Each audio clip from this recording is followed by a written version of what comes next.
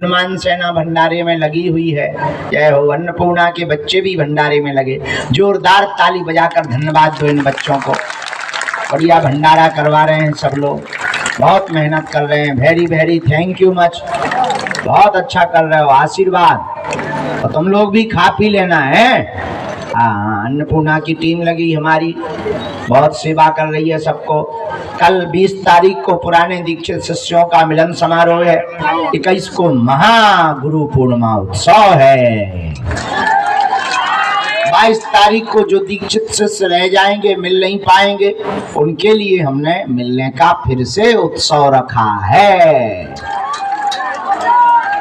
और फिर हम फुर्र जाएंगे, फिर जाएंगे हम 3 दिन की ऊर्जा संचय शिविर में।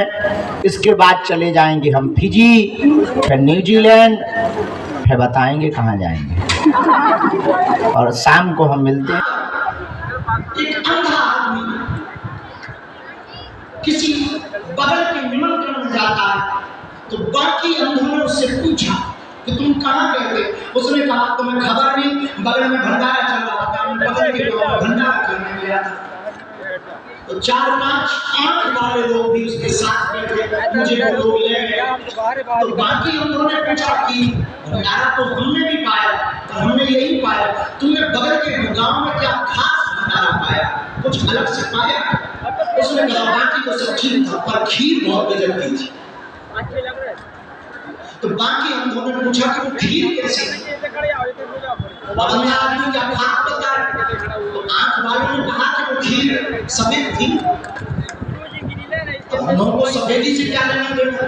तो बाकी अंधों ने पूछा कि वो सफेद कैसी? बोले बगुला जैसा। तो अंधों ने पूछा कि बगुला कैसा?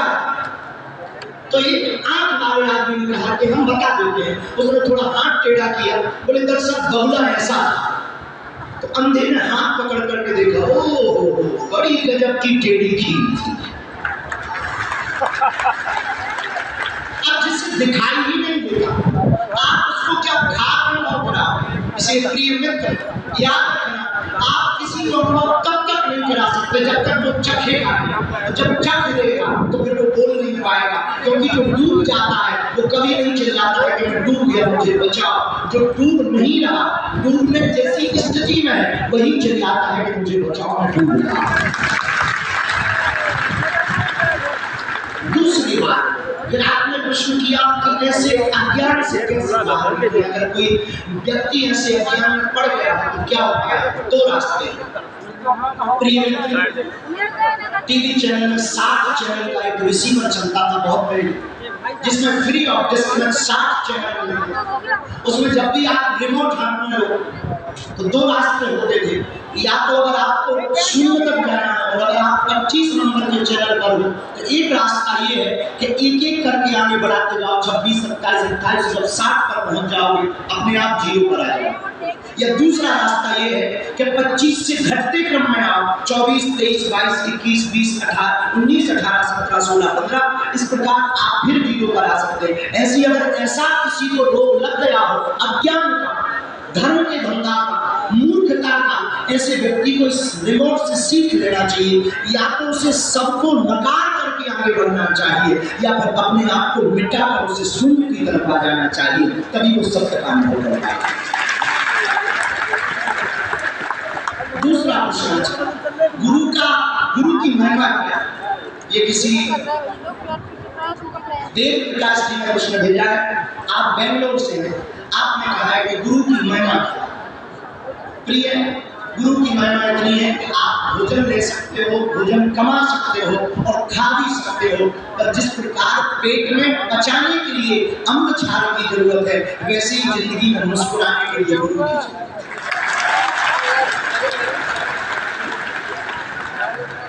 तो गुरु की महिमा बहुत सरल है, बहुत छोटी भी है, बहुत बड़ी भी है। और याद रहे, हमें गुरु को पकड़ के नहीं रह जाना, गुरु के चरणों को नहीं पकड़ना है, गुरु के वक्तव्य को पकड़ करके आगे बढ़ना है। इसलिए मैंने बहुत पहले किसी को कहा था कि शिष्य वही श्रेष्ठ है जो वक्ता को ना पकड़कर वक्ता के वक्तव्य को पकड़े।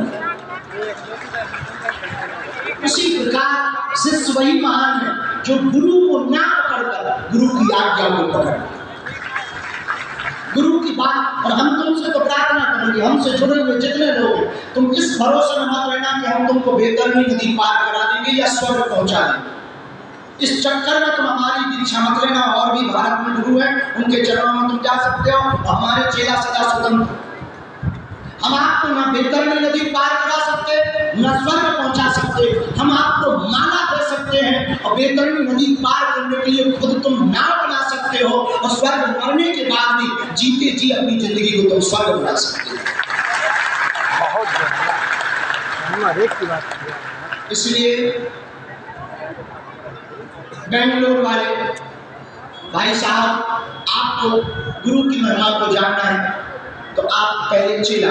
तीसरा और अंतिम गुरु कैसे खोजें? बात अगर चेले ही गुरु को खोजने लगे तो फिर तो कल्याण होगा। जब चेला ही गुरु को खोजेगा तो गुरु का तो काम ही खत्म हो। आपने कहा गुरु कैसे खोजें? अच्छा गुरु कहाँ पाए? बहुत से कालनेमी गुरु भी हैं। तो क्या कालनेमी चेले नहीं है? केवल गुरु ही कालनेमी दिखाई पड़ रहे हैं? नक्कटा। धन्य है वेद प्रकाश जी, नाम बड़ा प्यारा है वेद प्रकाश, पर प्रकाश तुम्हारे घर में तक ना होगा। नाम में भर प्रकाश, खुद में प्रकाश का बिल्कुल भी नहीं है। कम से कम लाइट ही जला लेते प्रकाश ना होगा। अब तुम अगर गुरु को खोजोगे तो तुम गुरु के भी गुरु हो गए। जो गुरु को खोजे वही गुरु हो गए। भाई कोई कहे कि हम तो अपने मास्टर को चेक करेंगे कि वो पढ़ा लिखा है कि नहीं, तो वो मास्टर का बाप चेक किया नहीं। इसीलिए गुरु को खोजना नहीं है। प्रिय वेद प्रकाश, तुम्हारे नाम में अंधकार होना चाहिए, पर प्रकाश है तो हम प्रकाश ही बुलाएंगे। प्रिय वेद प्रकाश, गुरु को खोजना नहीं पड़ेगा, स्वयं के अंदर पात्रता आ जाएगी तो करोड़ों लोगों में गुरु खोजने का यही हमारा चेहरा है। फिर आपने कहा काल में भी बहुत है, बिल्कुल कोई संदेह नहीं। कल भी हमने कहा था गुरु ढूंढिए जानकर पानी कीजिए छानकर। गुरु को आप बहुत खोजबीन करके ढूंढो, और तुम गुरु को मत खोजो, अपने में पात्रता को खोजो। तुम्हारे जैसा मिलता जुलता गुरु अपने आप तुमको प्राप्त हो जाए। आपके अंदर पात्रता आ गई तो आप पा जाओ।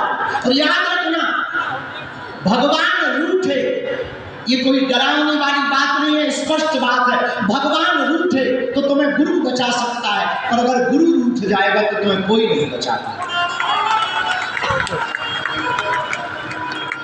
इसीलिए सावधान, बहुत गंभीर। नारद जी की कथा याद आती है, फिर वाणी को विराम। नारद जी एक बार भगवान विष्णु के पास गए, भगवान कृपा करो हम पर। भगवान विष्णु ने कहा तुम पर हम कृपा तब करेंगे जब तुम किसी गुरु के चेला हो जाओ। नारद जी ने कहा महाराज हमें क्या जरूरत गुरु की, जो पाना था वो हमने पा लिया। बहुत से चेलों को यही अभिमान होता है कि हमको गुरु की क्या आवश्यकता है, हम अपने आप में ही गुरु हैं। और बुरा मत मानना, थोड़ी सी पढ़ाई लिखाई करने वालों को जितना